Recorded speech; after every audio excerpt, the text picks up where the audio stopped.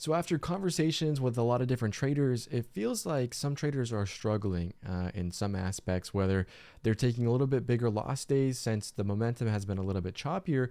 I thought it was fitting to come up with a video on how to predict false breakouts. And that's something that I was obsessed with early on in my career of trading, which is, how do I know that this stock is going to continue moving up higher and not just randomly flush out the bottom from me? And I've been caught in so many different rejections over and over and over again, where it becomes kind of psychotic in a way to trust these stocks. And so one of the biggest things that made me feel more confident is these three reasons why, I was able to not only continue to stay green more times than not, but then also avoid these nasty rejections that happen very often. And we had one today on BATL, which was a stock that we traded so far this morning. I finished up $63 in the green, which is a decent green day. I wanted to go for a $150 daily goal, but after a couple of these rejections, I didn't feel comfortable continuing to trade these as they continued to move up higher and, gave off some of these setups to where it just wasn't unfortunately able to hold up. And so let's take a deep dive into BATL this morning as it continued to move up, coming into 7 a.m. Early in the pre-market session. So if you didn't already know, I do trade live every single morning at 7 a.m. Coming into the market open. And so, I say there's two different market opens, and the first market open would primarily be around 7 a.m., which is where a lot of retail brokers and traders come online, and then the real market open coming in at 9:30. And so this is the move that we got today for BATL, which was really nice. And the crazy thing is, I didn't even trade it in a lot of this pop-up area because I didn't trust it a lot. And so I kind of got chopped out around in this area, but let's cover over the first trade.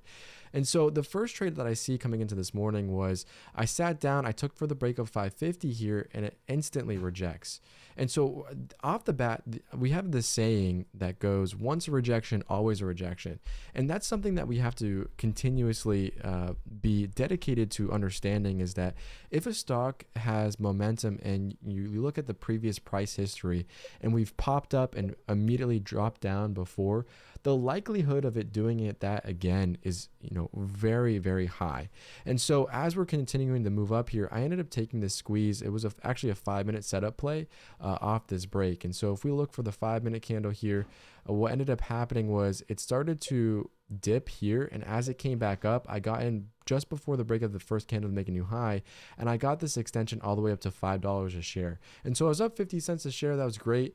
And then at 7 a.m. I added looking for that squeeze, and it didn't pull away right away. And when it didn't pull away immediately, I had to think to myself for a second, and is this a high likelihood of rejecting on me since it already rejected once before? And I said yes, so I got out, and then it started moving up a little bit higher. And so I got a couple scalps in this area, and what ended up happening was I actually got this trade that popped up all the way up to 680s, and then I got out at 680, and it immediately flushed. And I'll show you that live. But the second thing that I really want to talk about is indicators. And we use indicators as a way of identifying the market, whether it's a higher or lower probability trade. And so indicators are a tool and resources that we use as day traders to be better accessible in our trading. But there isn't one indicator that perfectly fits every trade. And if that was the case, we would all be millionaires. And so a combination of different tools and resources of indicators helps us get a better understanding of whether it's a more or less likely to be able to trust it on the way up on a move.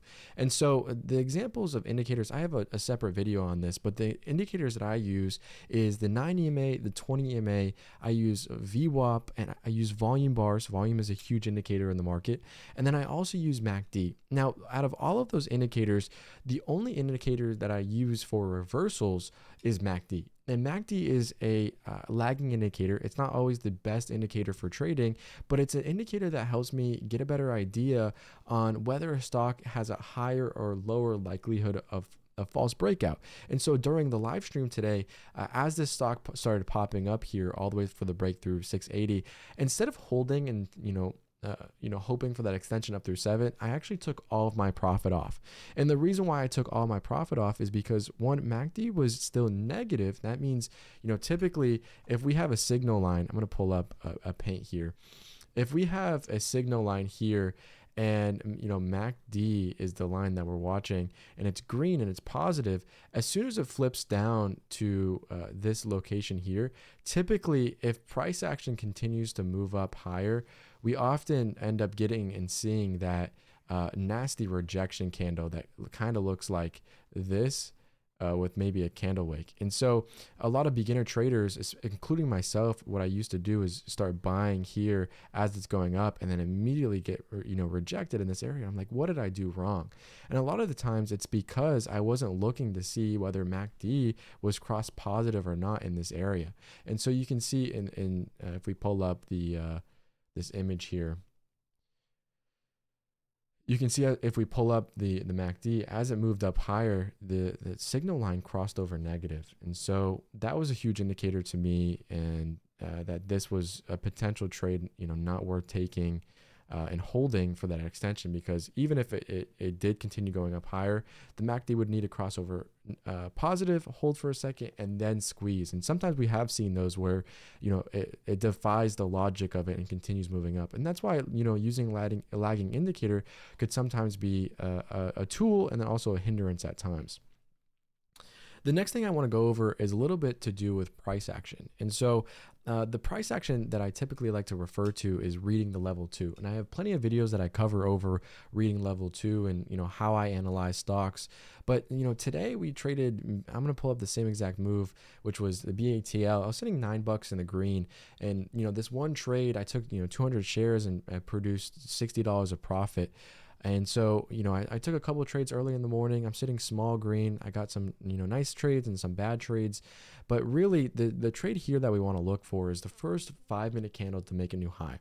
And so, despite MACD being negative, I still took this trade because this was a good 5-minute setup. And so separating the two sometimes can give you a better picture of where the stock could go. And so as this comes up to break a new high here, I get in early looking for the breakout. And so right now, before this level, we have a high of like 632, and I'm looking for 630, maybe even 628, 629, looking for the extension up over 650. And so this is the level 2 here, and I'm primarily reading the ask. And so as we come up here to 630, I end up taking a starter at 626 with 200 shares, looking for the breakout up over this level. So it dips down for a second. I see green on the tape come through. I hold through this extension. What is my stop? Typically, my stop would be maybe 10 cents below, just underneath this 1-minute candle here, or below this 5-minute candle even. And so I'm risking about $20 to maybe $30 of profit for potential squeeze up over to $7 a share if this is really strong. And so as this comes up here, I'm thinking to myself, maybe if we can see this extension up over a 630, we can see 640, 650, and that squeeze through highs, which is 668. And so right now we could trade in this range of 630 area. And I continue to hold. And the third main point that I want to bring up in trading is reading some price action. After a while of getting to know how price moves, especially on the level 2, oftentimes if we break up over by like a couple cents and then we dip back down below, sometimes that indicates to me that this stock is not strong enough to go to the next quarter or $half position. And so as this squeezes up over 650, I'm looking for 665, 675, 685, 95, 7, and that squeeze higher where it's just jumping and it's moving really quickly. And so, I'm up $24 on this trade. I take a little bit of half off here as it squeezes, and then watch as it squeezes through 70. So it pops up here as a high of 79, but immediately dips down to a low of 71 by 69 here on the ask. And so as this is holding this level, I'm taking some profit off, and I immediately take off the rest of my position. And the reason why I did that is because I was expecting this to start squeezing immediately to 7, and then that would have been a really good trade. But because it didn't, it made me a little bit worried that this might be a false breakout. And so it trades around in this range, and it never ends up breaking back over 680s. And what ends up happening is it goes from 660s to 650s to 640s down to 610, and then you can see that big rejection candle here on the the 5-minute chart. And so was there opportunity to trade it and be profitable? Yes, but you would have had to been really quick because this turned around pretty quickly on you. And so once people start realizing that this stock isn't holding up anymore, those people that are in long positions hit the bid and then, panic selling, and you just continue to go lower and lower and lower. And I've seen stocks, make a high up over 680s. And then as soon as the selling and the panic selling comes in, it goes from 680s all the way down to 580 and 480, and it's just completely obliterated. And if you're caught holding the bag on those and you don't sell your position right away and you're thinking and holding and hoping that it's going to go higher, I mean, you're just hurting your profit to loss ratio, and you're holding the losers too long and you're not holding the winners long enough. And so that's the three main things that I wanted to go over on how I predict false breakouts. One, I use indicators that allow me to better judge whether a stock is a higher or lower likelihood to give a false breakout.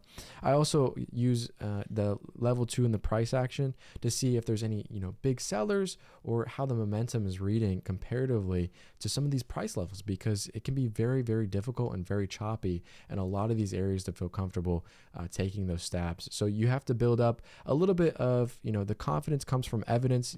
Continue using your charting and journaling platforms to get a better idea of what stocks to trade and how you're trading and what your performance is, so you can be more confident in taking these breakouts instead of getting caught in these rejections. So I appreciate everyone for tuning in today. It was a wonderful video to go over, and hopefully this has helped you guys out, because I know a lot of people got caught in a lot of these moves and and unfortunately suffered a red day and then ended up holding and hoping for a lot of these different stocks.